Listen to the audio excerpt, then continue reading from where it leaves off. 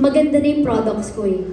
Tuloy-tuloy mo lang, araw-arawin mo lang, sipagan mo lang, para parehas tayong magtulungan. Kasi ito na yung magandang produkto, gagamitin mo na lang everyday. Kaya dun po ako proud. So yun po. And syempre, every products po natin, ako po talaga yung nagtatry kasi nakakahiya naman, ako po yung may-ari. Tapos, saka syempre, bago ko po binibenta at nilalabas, ako po lahat tumitikim ng per flavor, ako namimili. Syempre kami yung parang, ako po yung kasama sa nagpo-formula, kasama ng Manof po.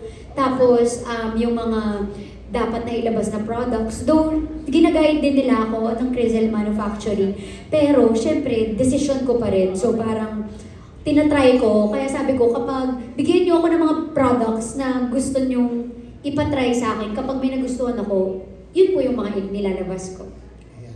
Kasi ang sexy mo, ang puti, ang kinis mo, di ba? Mako-consider mo ba yung sarili mo na isa ng hot babe? Hot babe pagdating sa kay Stefan?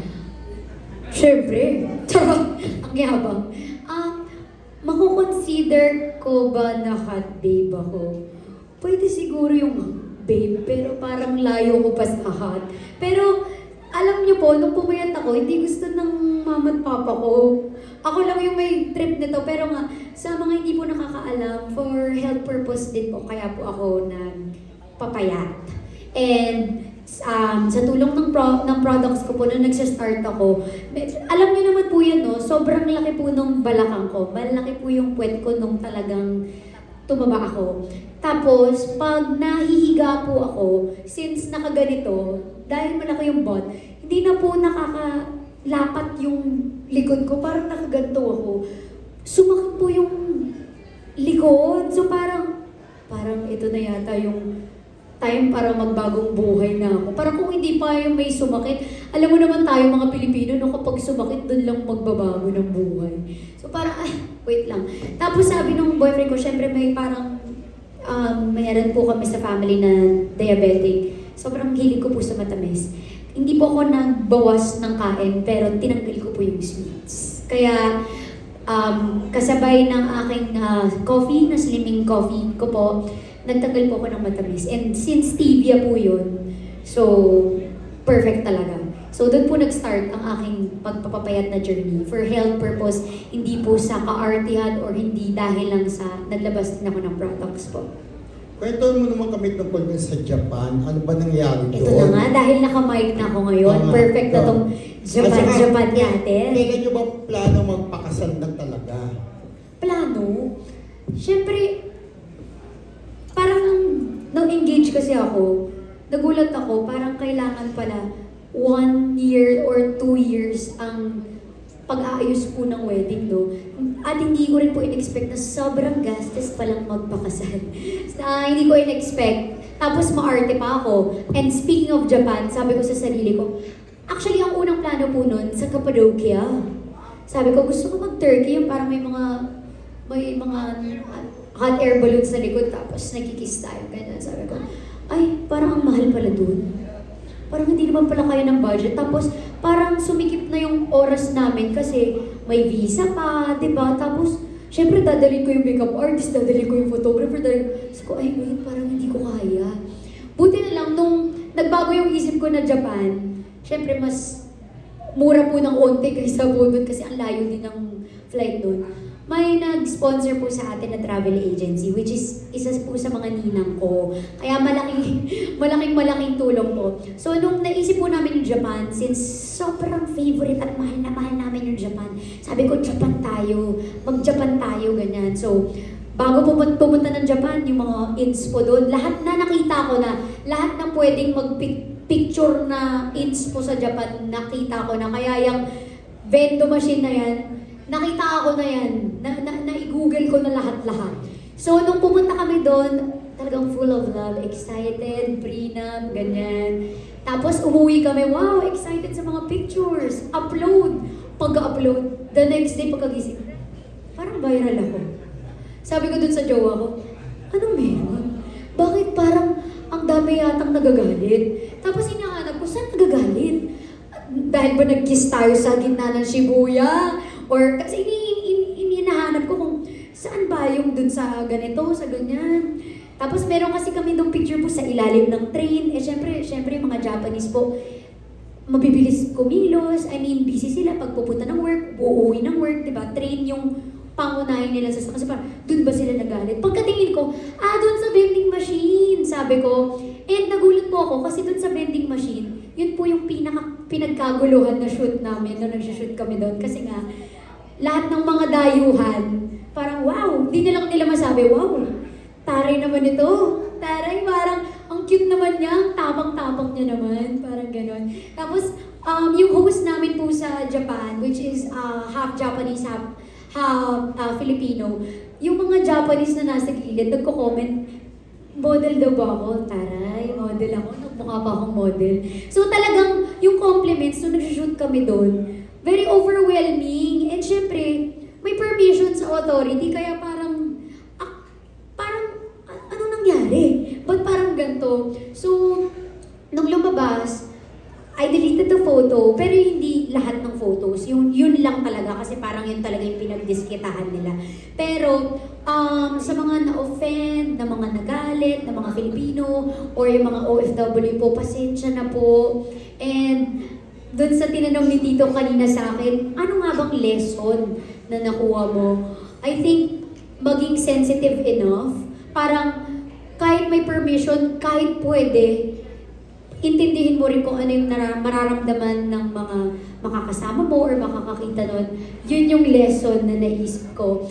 And sa mga OFW natin, naku, mahal na mahal ko kayo. Lalo na yung Japan, sobra. Actually, gusto kong i-share sa inyo yung first dance naming mag-asawa kapag mag-asawa na kami sa wedding. First Love by Hikaru Utada. Ganon namin kamahal yung Japan. Talagang fanay talaga kaming magjowa. And sa mga na-hurt or yung mga nagalit, no harm done, wala pong nasaktan, wala pong nagalit during the shoot. And wag na kayong magalit. Tama na po, let's spread love. Let's spread love and maging kind na lang tayo sa isa't isa. And thank you sa team ko behind. Super ganda nung shoot namin at marami pa kaming i-upload. Hindi lang yun. Ano pa lang po yun? Pangalawa pa lang po yun sa maraming layout. Ayun. Thank you, Tito. Thank you, Kiray. Last question, no? Ay, taray. Yun lang. Ano lang, may mga naisip na kayo kukunin Ninong at Ninang, yung mga artista. Actually, hindi ko naisip. Nakuha na ako. Chinat ko na sila kasi nung nag-engage kami, wala pang date yung kasal namin, wala pang reception, wala pang church. Inuna ko kagad yung mga ninong-ninang kasi sabi ko baka hindi pumayag. Alam mo yun, yung parang kahit nasa isip ko, close ko yung mga tao na to, baka sa kanila, hindi. Alam mo yun, yung para sa akin close, pero hindi pala nila talaga ako nila close. Parang gano'n. So, syempre, ang nasa listahan po ng mga ninang ko po, of course, sila Nanay Maricel Soriano, Miss Sharon Coneta, Miss Marian Rivera, Miss Eugene Domingo, si Ate Melay, and si Kuya Jason, nandun din, si Kuya Dong, Dingdong Dantes, sino pa ba? Si Governor Chavit, si Senator Bongo, si Yorme, si Mayor Isko, sino pa ba? Ang dami pa. Mr. Gabby Concepcion, Maricel Tulfo, shucks. Si Tita Viana Flores, si Tito Boy Sol, si Tito Boy Abunda. Ang dami. Yung pag kay Willie nang galing ka, yung nanawagan ka, hindi mo siya kukunin. Anong nanawagan? Yung nandun ka sa Willie, yung show, na-discover doon kay Willie Revilla. Opo. Diba? Hindi mo siya kinonsida. Si Tito Willie? Ah. Wala na akong number eh. Ayun. Nakakahiya naman, pero sana kung makita niya to. Kuya Will, baka naman. Paiging 5,000. At saka jacket. Hindi, wala kasi nila akong number, pero kung meron lang, why not? Pero kasi yung mga nauna po, dati po kasi na parang nagbinyag na po ako. Ang mga ninong ko naman dun sa binyag, parang ang weird naman kung uulitin. Ang ninong ko po nun, si Ninang Ami, Perez, yung mga kasama ko sa MTV, Ninong Bayani, at saka si Ninong Roderick. So parang ang weird, parang ninong din sila po sa kasal. So parang di na lang po inulit. parang ibang tao naman po. Thank you, Kiray. Ikaw, friend. Wala nang pangapangalan, pasa na agad. Alright, next po we have Sir Jun Lali from Abante. Hi, Kiray. May ano ka ba? Shenzhen, US visa o Japan visa? Meron. Japan meron. Meron ko. Shenzhen meron. Alam mo, feeling ko yung nag-sponsor sa yung traveling agency, kineme ka na kailangan ng visa sa Turkey. Oo. Kasi you can do, pag may mga ganyan ka, like US, Japan, Shenzhen, you can just apply visa sa Turkey. Turkey na siya ngayon eh. Turkey online. Hindi ano tayo. Hindi upon arrival. Pag ano ka, you can apply through oo. Piling ko mas magastos kasi pag doon. Kasi yung hot air balloon pala, mahal na, di ba? Totoo. Kineme ka. Saka yung hotel. Oo, nag-react tuloy din si Pilar nung sinabi mo. Oo, pero yun nga, kasi para lang makorek, kasi baka sabihin nila, nangingeme ka, di ba? Oo, at least, alam mo na ngayon, since meron ka. Oo, pwede ka multiple yung mo, di ba? Yung Japan visa. Yan, oo, yan. At least, pwede ka na mag-apply maya-maya. Mura na. Pero yan, congratulations, no? Oo. Kanina may ka nga tungkol sa, huwag nang pansinin yung tungkol sa pag-post mo sa vending machine, di ba? Oo. Pero, ang maganda, ang dami yun namang nagtanggol sa'yo, di ba? Kasi nagpaliwanag ka na hindi mo talaga alam, hindi mo sinadya yun. Kasi sabi mo nga raw, if only na alam mo, you will not do it. Yan. Oo. Ay, wala masyadong mic. Walang mic. Pinapalitan ng battery.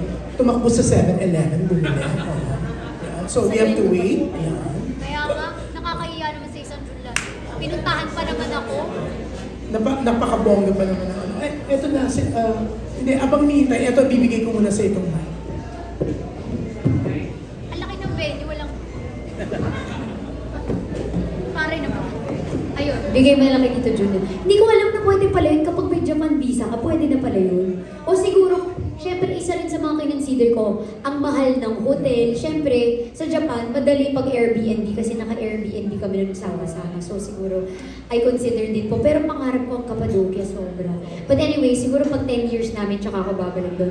Pero yun nga dito, actually, since yung bawal po na sinasabi nyo, hindi po sinabi kasi sa amin ng host namin na bawal. Kasi pala, humingi siya ng permission sa authority. Kaya, hindi po bawal. Parang pinaalam niya po na prenup shoot. Kaya, hindi po kami pinagsabihan po ng bawal. Pero sabi ko nga... May permit naman pala. Yes po. Kaya po nung sabi ko nga kay Tito na iniisip ko kanina ang aking lesson sa nangyari ay yung isipin muna kung ano yung mga gagawin mo. Like parang kasi akala mo sa sarili ko wala lang yun eh. Sa mga kaibigan ko wala lang. Pero sa ibang tao, di ba, parang malaking, big deal pala siya. So parang hindi mo na lang uulitin. Yes. Yes. Pero At least, yun nga, no? It's so nice, no? Na for you to say that, na yun, tinanggap mo na lang, although, kasi iba, ipagpipili, meron kami permit, we were allowed, kasi pinagpaalam, di ba? Pero ikaw, you're apologetic. That's so nice of you, no? kasi mahal ko po, naging OFW papa ko po eh. So alam ko po yung pakiramdam na kung paano po yung mag-work hard po sa ibang bansa. Tapos, alam mo, may mga racket-racket pa yung mga OFW natin para lang talagang makapag-abot dito sa Pilipinas sa mga kamag-anak nila. Kaya actually, yung mga nagalit, karamihan po mga OFW. Kaya, sobrang sorry talaga.